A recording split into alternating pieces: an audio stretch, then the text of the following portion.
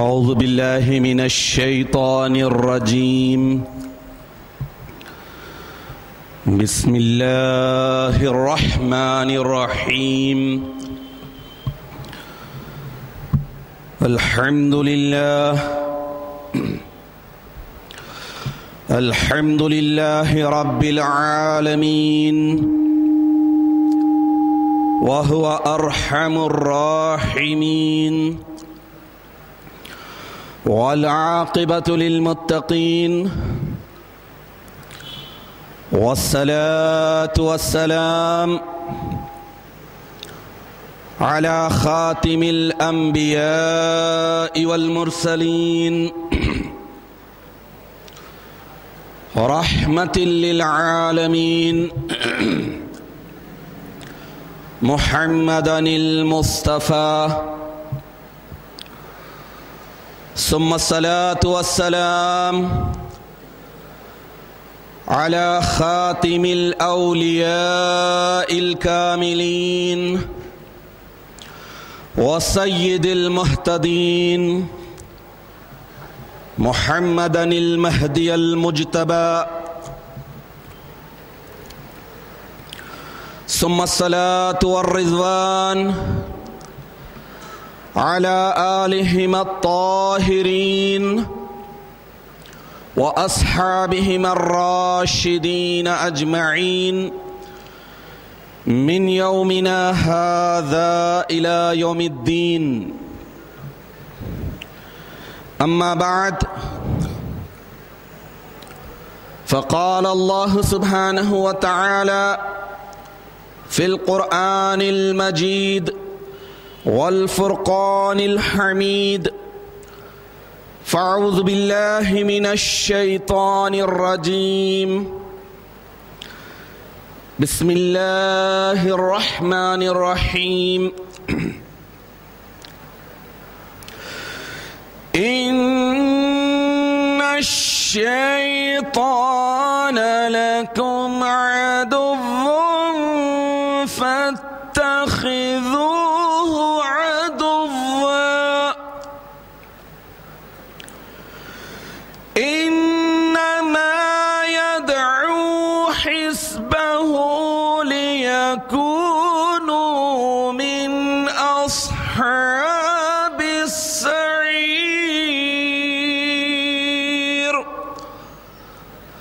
صدق اللہ العظیم. سورہ فاطر آیت نمبر 6.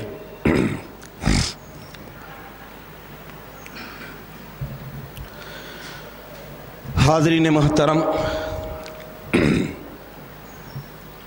اللہ تعالیٰ نے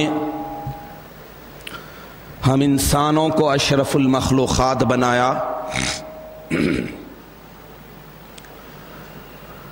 اور یہ اللہ تعالیٰ کے بڑے بڑے احسانات میں سے ایک بڑا احسان ہے کہ اس اللہ رب کائنات نے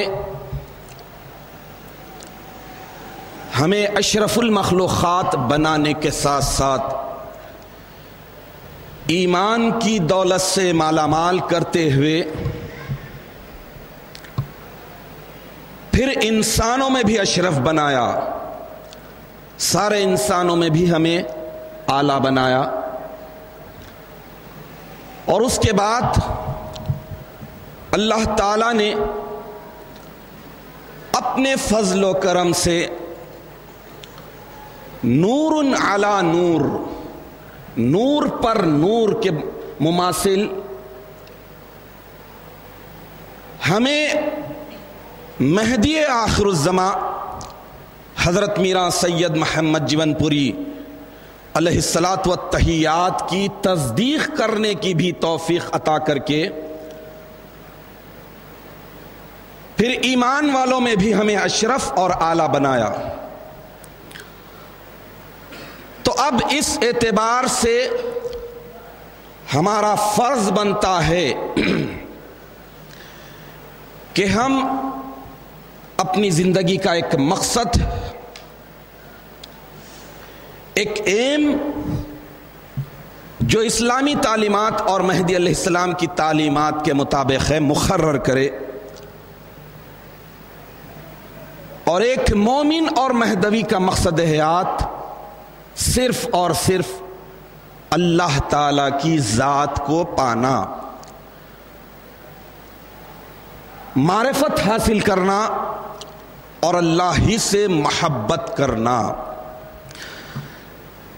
جب ہم ایک زندگی کا مقصد اور ایم مقرر کرتے ہیں تو اس کے بعد ہماری سب سے بڑی ذمہ داری یہ ہو جاتی ہے کہ اس مقصد کو حاصل کرنے، اس مقصد کو پانے کے لیے محنت کرنی پڑتی ہے، مشقت اٹھانا پڑتا ہے۔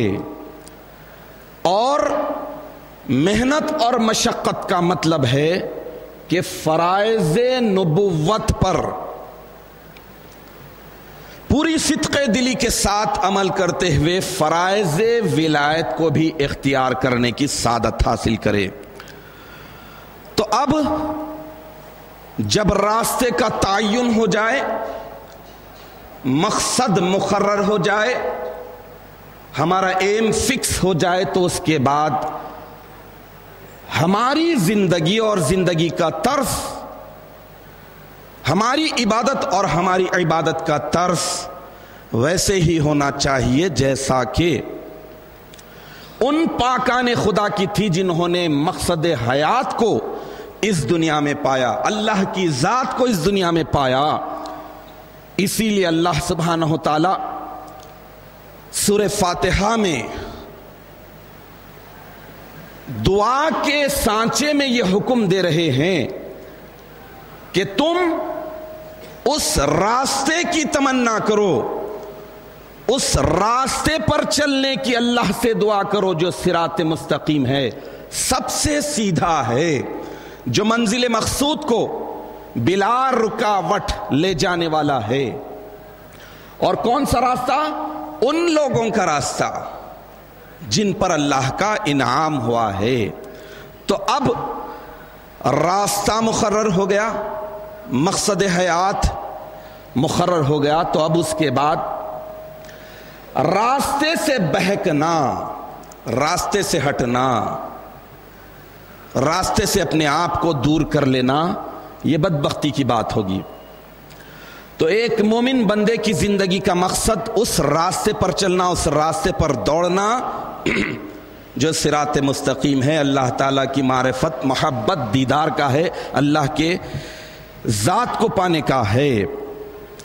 اور اللہ سبحانہ و تعالیٰ نے ہمیں جو ایمان والوں میں بھی اشرف اور اعلیٰ بنایا ہے، تو اس بات کو ہم ہمیشہ پیش نظر رکھیں اور ہمیشہ اس بات کا ہمارے دل و دماغ پر خیال حاوی رہے کہ ہمارا اس قوم سے، اس گروہ سے تعلق ہے جس کا مقصد بھی سب سے اونچا ہے، سب سے اعلیٰ ہے۔ تو آدمی اگر بے مقصد زندگی گزار رہا ہے یا پھر بے راہ رو ہے، راستے سے ہٹا ہوا ہے، راستے سے گمراہ ہے، تو پھر سمجھ لیجئے کہ وہ انسان نہیں، جانوروں جیسا ہے۔ اب میں نے کتاب کے شروع میں سورہ فاطر کی آیت نمبر 6 کی تلاوت کا شرف حاصل کیا۔ اب اللہ تعالیٰ اس آیت شریفہ میں جو بات بیان کر رہے ہیں وہ بڑی توجہ کے ساتھ سماعت کے قابل ہے۔ اللہ تعالیٰ ارشاد فرما رہے ہیں، تحقیق کے صیغے کے ساتھ ہے کہ ان الشیطان، بے شک شیطان، لکم عدو، تمہارا دشمن ہے۔ اتنی بات بھی عقل مندوں کے لیے، سمجھداروں کے لیے اور اعلیٰ مومنوں کے لیے کافی تھی کہ شیطان تمہارا دشمن ہے، اتنی بات کافی تھی۔ لیکن اللہ تعالیٰ یہ بتا رہے ہیں کہ انسان بہرحال خطا، نسیان، بھول چوک، غلطی، مسٹیک، یہ اس کی فطرت میں داخل ہے، اور کبھی بھی بہک کر اپنی گاڑی کو ٹریک سے نکال سکتا ہے۔ اس لیے اللہ تعالیٰ ارشاد فرمائے کہ ان الشیطان لکم عدو، بے شک شیطان تمہارا دشمن ہے، فاتخذوہ عدوا، لہذا اسے تم اپنا دشمن شمار کرو، اسے تم اپنا دشمن سمجھو۔ اللہ تعالیٰ حکم دے رہے ہیں کہ شیطان کو دشمن تو ہے لیکن دشمن سمجھو۔ جب دشمن سمجھیں گے تو پھر اس سے بچنے کی کوشش کریں گے۔ انما یدعو حزبہ لیکون من اصحاب السعیر، شیطان کا کام کیا ہوتا ہے؟ اب یہ بتا رہے ہیں اللہ تعالیٰ آیت کے آخری میں کہ وہ اپنی پیروی کرنے والی جماعت کو دوزخی اور جہنمی بنانے کے لیے بلاتا ہے، دعوت دیتا ہے۔ تو اب اس آیت شریفہ سے یہ بات معلوم ہو گئی کہ شیطان بہرحال ہمارا دشمن ہے، انسان کا اور انسانیت کا دشمن ہے، لیکن اس کے ساتھ ساتھ اللہ تعالیٰ یہ حکم دے رہے ہیں کہ شیطان کو دشمن سمجھو، دشمن جانو۔ تو ایک عقل مند انسان، ایک باشعور انسان وہ ہوگا جو دوست کو دوست، دشمن کو دشمن سمجھے، اپنے کو اپنا، پرائے کو پرایا سمجھے۔ اگر انسان اسی وقت دھوکے میں آ جاتا ہے، ہلاک ہو جاتا ہے، برباد ہو جاتا ہے جب اس میں یہ صلاحیت ختم ہو جاتی ہے، یہ پرکھ اپنے اور پرائے کی، دوست اور دشمن کی، یہ جب پرکھ ختم ہو جاتی ہے تو پھر وہ دوست کو دوست نہیں سمجھتا، دشمن کو دشمن نہیں سمجھتا۔ اللہ تعالیٰ حکم دے رہے ہیں کہ فاتخذوہ عدوا، تم شیطان کو دشمن سمجھو، دشمن جانو۔ دشمن تو ہے لیکن دشمن جانو اور سمجھو، سمجھیں گے، اسے سمجھیں گے تو ہی بچیں گے۔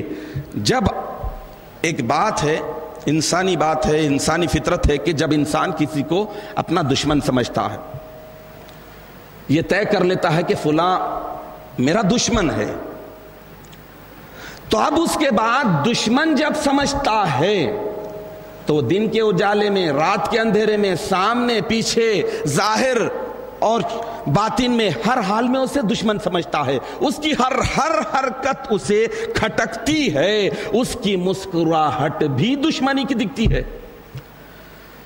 اور تو جب آدمی دشمن کو دشمن سمجھتا ہے، کسی کو دشمن سمجھتا ہے، تو اس کے بعد جب دشمن کی ہر بات میں اسے دشمنی کی بو محسوس ہونے لگتی ہے، تو اللہ تعالیٰ ارشاد فرما رہے ہیں کہ ان الشیطان لکم عدو فاتخذوہ عدوا، بے شک شیطان تمہارا دشمن ہے اور اسے تم اپنا دشمن سمجھو۔ جب یہ بات بول رہے ہیں تو اس کے بعد ہمیں جائزہ لینا ہے کہ واقعی دشمن کس کس انداز میں، کیسے کیسے انداز میں اپنی دشمنی نکالتا ہے۔ اب یہ بات رہنے دیجئے، شیطان دشمن ہے، دوست ہے، یہ رہنے دیجئے، ذرا شیطان کے ماضی پر جاتے ہیں۔ شیطان پہلے کیا تھا؟ بہت بڑی ہستی تھی، علم والا، سمجھدار، پڑھا لکھا، آج کل جو کہا جاتا ہے بہت پڑھے لکھے ہیں، تو شیطان بہت پڑھا لکھا تھا۔ بہت پڑھا لکھا ہی نہیں تھا بلکہ ملائکہ کو ٹرین کرنے والا تھا، ٹیچ کرنے والا، ٹیچنگ کرنے والا، ٹیچر۔ تو ٹیچر میں کتنی کوالٹیز ہوتی ہے، کتنی صلاحیتیں ہوتی ہیں، اس کی شاگردی میں مختلف قسم کے، مختلف صفات کے، مختلف ذہنیت کے شاگرد ہوتے ہیں۔ پوروں کو مینٹین کر کے چلتا ہے، پوروں کو سمجھاتا ہے، پوروں کو سکھاتا ہے، تو اب اس کا معیار کتنا ہوا، اس کا اسٹینڈرڈ کتنا بلند ہوا۔ تو شیطان بننے سے پہلے، ابلیس شیطانیت کا لباس پہننے سے پہلے ملائکہ کا معلم تھا۔ اس کے بعد اللہ تعالیٰ نے حکم دیا کہ آدم کو سجدہ کرو، تو پھر وہ حکم کی خلاف ورزی کر دیا، اور اس کے بعد اللہ تعالیٰ کی بارگاہ میں مردود ہو گیا، اور اس کے بعد اس نے اللہ تعالیٰ کے سامنے چیلنج کر دیا کہ میں تیرے تمام بندوں کو صراط مستقیم سے ہٹاؤں گا، سیدھے راستے سے ہٹاؤں گا.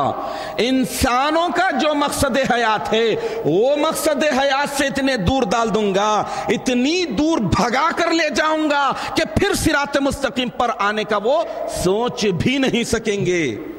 میں تو بہت دور نکل گیا ہوں منزل سے, اب میرے میں ہمت نہیں, مجھ میں سکت نہیں, طاقت نہیں, ضعیفی بھی مسلط ہو گئی ہے. اگر وہ سوچتا بھی ہے کہ ٹریک پر گاڑی لائے, اپنے آپ کو صراط مستقیم پر لانے کی کوشش کرے, تو پھر اس کا جسم, اس کے کرتوت اسے مہلت نہیں دیتے, تو وہ اتنی دور نکل جاتا ہے.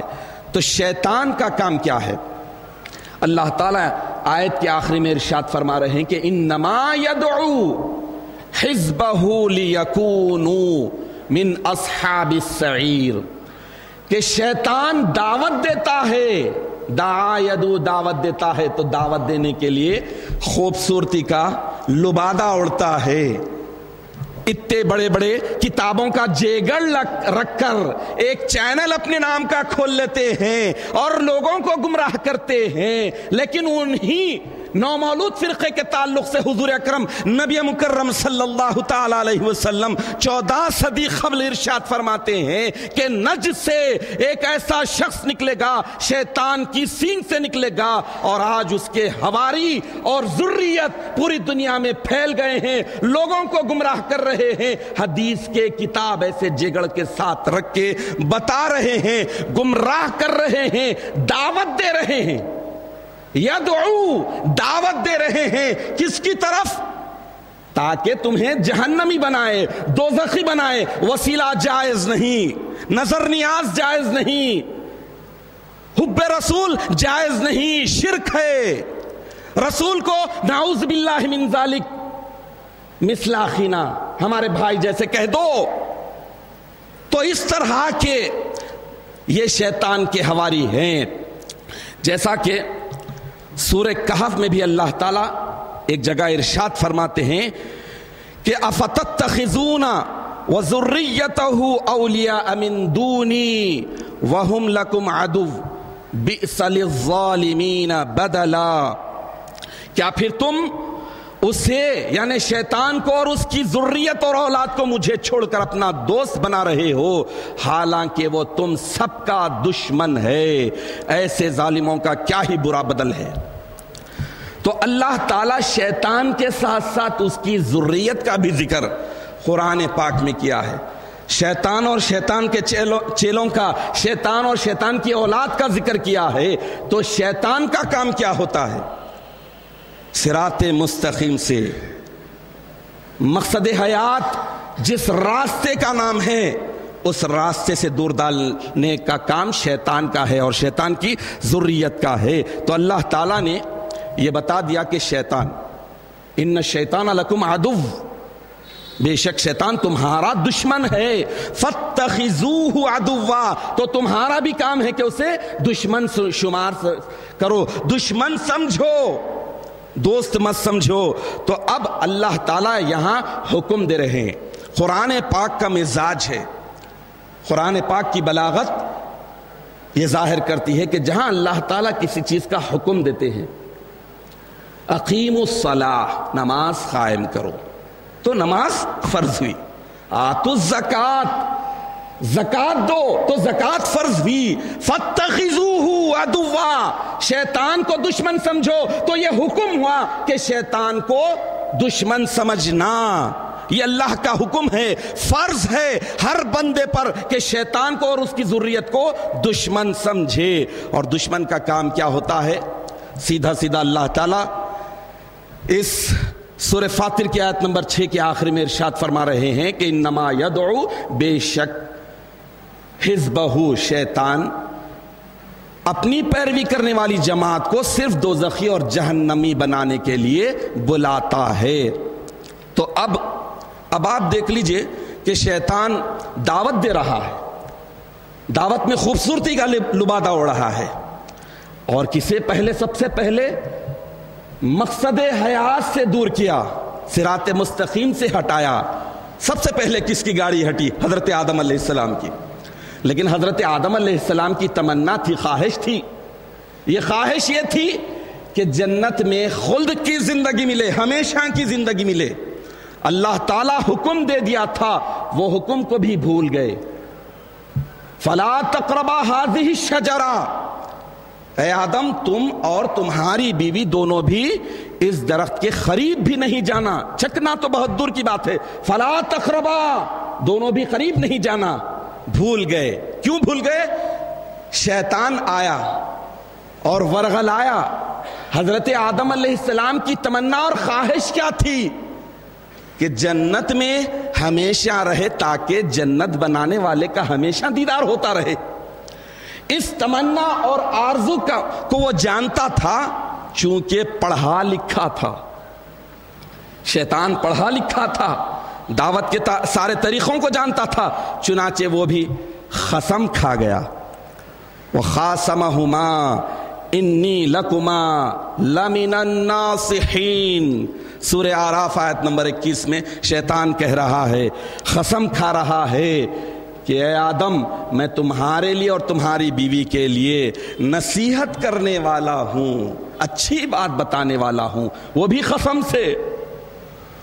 تو حضرت آدم علیہ السلام کو کہا کہ تم اگر یہ درخت کا گیہوں کھا لو، چک لو، تو تمہیں خلد کی زندگی مل جائے گی، ہمیشہ کی زندگی مل جائے گی۔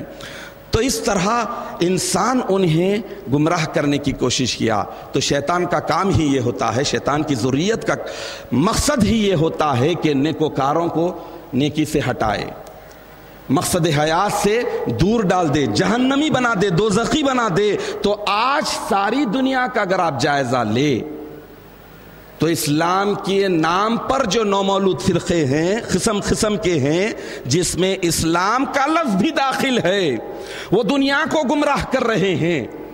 لیکن ہمیں اللہ کا شکر بجا لانا چاہیے کہ اللہ تعالیٰ نے سب سے پہلے ہمیں اسلام کی دولت سے مالا مال کیا، پھر اس کے بعد نور علی نور عین اسلام مہدویت کی دولت سے مالا مال کیا۔ اب ہمیں کسی اور چیز کی ضرورت نہیں ہے، مقصد حیات ہمارے سامنے ہے۔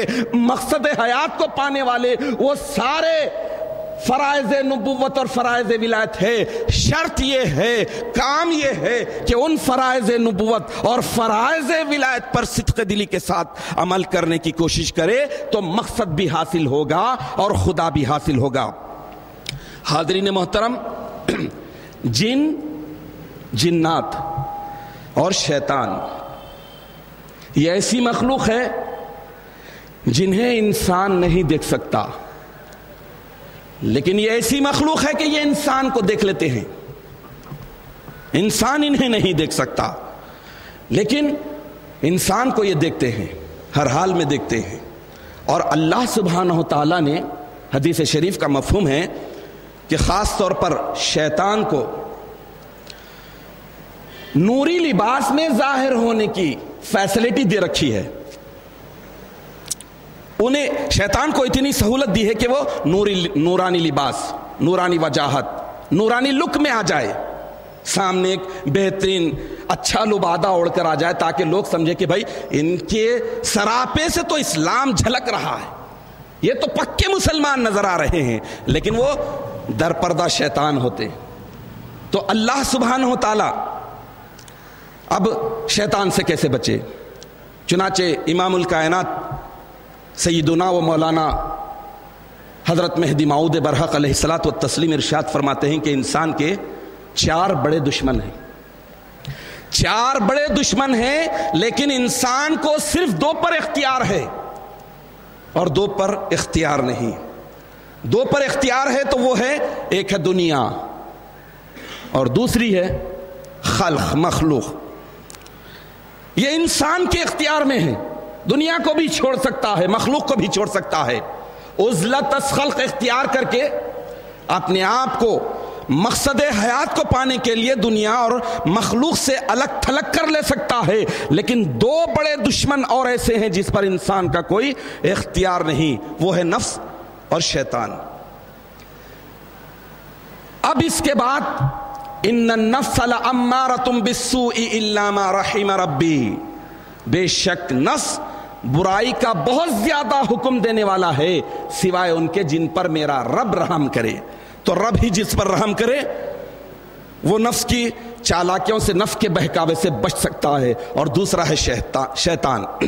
शैतान भी ऐसा है जिसे इंसान देख नहीं सकता और उससे बचने की कोशिश करनी चाहिए। इसलिए हजरत मेहदी मऊद अलैहिस्सलाम इरशाद फरमाते हैं कि नफ्स और शैतान के लिए अल्लाह की पनाह मांगते रहे। हजरत अब्दुल्ला इब्न मसूद रजी अल्लाह ताला अन्हु से हदीस शरीफ मरवी है, हुजूर अकरम नबी मुकर्रम सल्लल्लाहु ताला अलैहि वसल्लम इरशाद फरमाते हैं, हजरत अब्दुल्ला इब्न मसूद फरमाते हैं कि हुजूर अकरम नबी मुकर्रम सल्लल्लाहु ताला अलैहि वसल्लम हमारे सामने एक लंबी लकीर खींची और इरशाद फरमाया कि ये अल्लाह का रास्ता है। उसके बाद उस लंबी लकीर के दाएं बाएं कुछ लकीरें खींची और इरशाद फरमाया कि ये शैतान के रास्ते हैं। शैतान अल्लाह के रास्ते पर बैठकर इंसानों को बहकाता है और इन रास्तों पर उसकी तवज्जो मुनखसिम करके बहका देता है। तो अब वो रास्ते जिन पर यानी सिराते मुस्तकीम से जुड़े हुए हैं, लगे हुए हैं, वहीं पर शैतान बैठा हुआ है और इंसान को बुला रहा है। तो अब इंसान का काम ये है कि अपने आप को बचाए, मकसद हयात को हमेशा पेश नजर रखे, पहले जाने कि हम हैं कौन, हमारा मकसद हयात क्या है, अल्लाह ताला ने हमें क्यों पैदा किया है।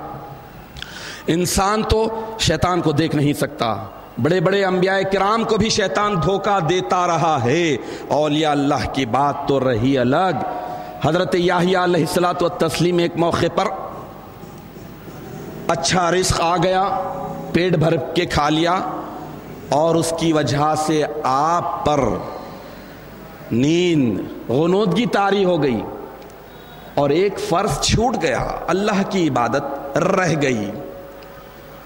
जब बेदार हुए तो अल्लाह ताला की जनाब अक़दस में गिड़गिड़ाया, रोया, इतना रोया, इतना रोया, इतना रोया कि अल्लाह ताला उनकी खता को ना सिर्फ माफ कर दिया बल्कि बशारत दे दी कि हम तुम्हें अगली जिंदगी में इन खताओं से महफूज रखेंगे। उसके बाद एक मौके पर ऐसा हुआ कि नमाज का कुछ वक्त था, इबादत का कुछ वक्त था, देर होने जा रही थी, उठने ही वाले थे और शैतान आया और आपको उठा दिया और कहा कि चलिए उठिए, इबादत का वक्त हो गया है और नमाज का वक्त हो गया है। तो हजरत याहिया अलैहिस्सलातु वत्तस्लीम उठे और देखे कि भाई कौन है, मुझे उठाने वाला कौन है। तो उसने कहा कि मैं शैतान हूं। एक मर्तबा आपने पेट भर के खूब खा लिया था और उसके बाद आपकी एक इबादत खत्म हो जाने की वजह से, एक इबादत छूट जाने की वजह से आपने अपने रब को इतना राजी करा लिया था कि मुझे फिर डर हुआ कि कहीं आप फिर अल्लाह को राजी ना करा ले। तो इस तरह अब ये आयत शरीफा का बतौर खास में आखिरी का हिस्सा फिर से आपके सामने पढ़ने की सादत हासिल कर रहा हूं। अल्लाह ताला इरशाद फरमा रहे हैं कि इन्नमा यदउ हिज़्बहु लियकूनु मिन अस्हाबिस सईर, बेशक शैतान अपनी पैरवी करने वाली जमात को दोज़ख की तरफ बुलाता है और जहन्नमी बनाने के लिए बुलाता है। तो आज ये ज़माना क़ुर्ब क़यामत का है, क़यामत की बहुत सारी बड़ी बड़ी निशानियां पूरी हो गई हैं और जो लोग मेहदी का इनकार करते हैं उन लोगों का भी बहुत बड़ा तबका अब ये खामोशी के साथ पब्लिसिटी कर रहा है, प्रोपगंडा कर रहा है कि जो मेहदी अब तक आए हैं, दावा किए हैं, उनमें से जो परफेक्ट है उसे कबूल कर लो। लेकिन मैंने जैसा कि बताया कि शैतान और शैतान की ज़ुर्रियत वाला वो बड़ा तबका, वो बड़ा फिरका जो दुनिया में बरसाती मेंढक की तरह उबल रहा है, फैल रहा है, वो लोगों को गुमराह कर रहा है और दावा कर रहा है, इतने बड़े बड़े किताबों का जेगर रख कर बता रहे हैं और उसमें गुमराह करने की कोशिश कर रहे हैं कि मेहदी क़यामत के करीब आएंगे, ईसा के साथ आएंगे, फुला फुला फुला, वसीला जायज़ नहीं है, नजर नियाज नहीं है। तो मैं उनसे पूछना चाहता हूं, जब बंदा मरता है तो गुस्ल क्यों देते हैं? नजर नियाज जब जायज़ नहीं तो फिर गुस्ल क्यों दे रहे हैं? कौन सी चीज से पाक कर रहे हैं? अरे चलो वो भी हो गया, उसके बाद नमाज जनाजा का एहतमाम क्यों हो रहा है? नमाज जनाजा से क्या बंदा बख्शा जाएगा? वो तो अमाल ले जाएगा ना, تو پھر ایسی صورت میں اس کی نماز جنازہ کیوں پڑھ رہے ہیں؟ مر گیا 2 گز کے گڈھے میں اسے دفنا دیجئے. نہیں، ایسے انکار کرنے والے نماز جنازہ کو فرض کفایہ کہہ کر پڑھتے ہیں. تو یہ آپ جان رکھیے، سب سے اہم بات یہ ہے کہ شیطان کو شیطان دشمن سمجھنا ہے اور دشمن کو دشمن جاننا ہے. آدمی جو گمراہ ہو رہا ہے، آدمی جو منحرف ہو رہا ہے، آدمی جو مرتد ہو رہا ہے، ایک اچھے بھلے ایماندار گھرانے کا نوجوان ادھڑ عمر کا اگر گمراہ ہو رہا ہے، مرتد ہو رہا ہے، تو سب سے پہلی بات یہ ہے کہ وہ اپنے اور پرائے کے فرق کو بھول گیا. دوست اور دشمن کی تمیز اس میں سے ختم ہو گئی، اللہ نے چھین لی، اس لیے وہ گمراہی کے راستے پر آ گیا اور مقصد حیات بدل گیا. شو پٹ اپ، عبادتوں کا انبار.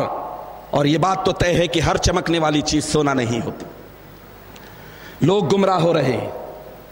آدمی دیکھتا ہے کہ دور تک پانی نظر آ رہا ہے، لیکن قریب جاتا ہے تو وہ دھوپ کی لہر ہوتی ہے. لیکن ہر چمکنے والی چیز سونا نہیں ہوتی. اور جو حق ہوتا ہے وہ بڑی مشقت والا ہوتا ہے. شیطان گمراہ کر رہا ہے. صراط مستقیم پر جو شاخیں بنی ہوئی ہیں اس پر بیٹھا ہوا ہے. ایک ولی اللہ کے پاس ایک شخص آیا، توبہ کرنا چاہا تو ولی اللہ نے کہا کہ تم شیطان کی پناہ مانگو، نفس کی حرکتوں سے باز آؤ، نفس کی لذتوں کو ترک کرو تو تم شیطان سے محفوظ رہو گے. تو وہ بدبخت کہا کہ اے ولی اللہ، میں تو اتنے شیطانی کام کرتا ہوں کہ شیطان مجھ سے بے نیاز ہے. شیطان سے پناہ مانگنے کی ضرورت تو آپ کو ہے، چونکہ آپ ہمیشہ عبادت و ریاضت میں رہتے ہیں.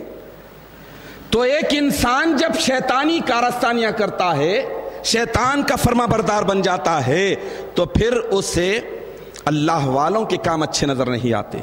تو ہمیں اس آیت شریفہ میں اللہ تعالیٰ حکم دے رہے ہیں تحقیق کے صیغے کے ساتھ کہ ان الشیطان لکم عدو، بے شک شیطان تمہارا دشمن ہے. تو شیطان اللہ کا دشمن ہے، شیطان انبیاء کا دشمن ہے، شیطان ملائکہ کا دشمن ہے، شیطان انسانوں کا دشمن ہے. تو انسان اگر دشمن کو دوست سمجھنے لگ جائے تو یقیناً ہلاک ہوگا، اور اپنے کو دشمن سمجھنے لگ جائے تو پھر ہلاک اور برباد ہو جائے گا. آج لوگ مہدویت کا برج پار کر کے سمجھ رہے ہیں کہ ادھر بہت لائٹنگ ہے، بہت ڈیکوریشن ہے، ادھر بہت کچھ ہو رہا ہے. ارے ادھر کھویا کیا، ادھر پایا کیا؟ مقصد حیات کچھ بھی نہیں، اللہ کی ذات نہیں، اللہ کے رسول سے محبت نہیں، اللہ کے خلیفے سے محبت نہیں. ان لوگوں میں جا کر مل رہے ہیں جو محمد مثل اخینا کا نعرہ لگانے والے ہیں. نعوذ باللہ من ذالک. محمد ہمارے بھائی جیسے ہیں، اور آج انہی کی اکثریت دنیا میں ہے، بہت بڑی تعداد میں ہے. تو یہ شیطان ہے، شیطان کی ذریت اور شیطان کی اولاد ہے. ان سے بچنا چاہیے. بچنے کے لیے پہلے دشمن کو دشمن سمجھے، دشمن کو دشمن شمار کرے، اس کے بعد ہی اللہ تعالی مدد کرتا ہے. دشمن کو دوست سمجھیں گے اور دوست کو دشمن سمجھیں گے تو آدمی صراط مستقیم سے ہٹ جائے گا. ہم اللہ تعالیٰ سے دعا کرتے ہیں کہ اللہ تعالیٰ ہمیں اچھی صلاحیت دے، ہوش مندی اور عقل مندی کے ساتھ دوست کو دوست اور دشمن کو دشمن سمجھنے کی صلاحیت عطا فرمائے، اپنے کو اپنا اور پرائے کو پرایا سمجھنے کی توفیق عطا فرمائے. ہمارا مقصد حیات صرف اور صرف تیری ذات ہو، اور تیرے ذات کو پانے کے لیے جو فرائض نبوت ہیں اور فرائض ولایت ہیں اس پر کما حقہ صدق دلی کے ساتھ عمل کرنے کی توفیق عطا فرمائے. اور مقصد حیات کے بازو جو مقصد حیات سے دور ڈالنے والے راستے ہیں ان راستوں سے کما حقہ بچنے کی ہمیں توفیق عطا فرمائے. ہم تمام کو، ہمارے گھر والوں کو اور آنے والی نسلوں کو بھی شیطان اور اس کی ذریت سے، شیطان اور شیطان کی ذریت کے کارستانیوں سے ان کے بلاوے سے اور دعوت سے ہمیں بچے رہنے کی توفیق عطا فرمائے. آمین یا رب العالمین. وآخر دعوانا ان الحمد للہ رب العالمین.